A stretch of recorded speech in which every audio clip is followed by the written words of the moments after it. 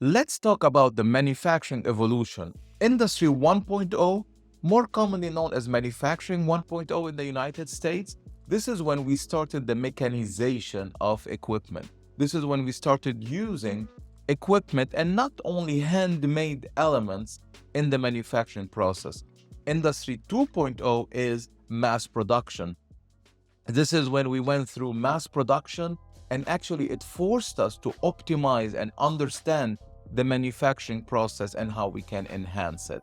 Industry 3.0, this is automation. This is when we started the integration of automation, of robotics, of creating closed loop manufacturing systems that actually can respond in a different way and in much accelerated and precise manner, leading to Industry 4.0, that era that we are currently in. This is all about the Internet of Things. This is all about connectivity, getting data from your elements, harnessing data, harnessing the power of data, executing analytics, and trying to make sure it responds back to the manufacturing process.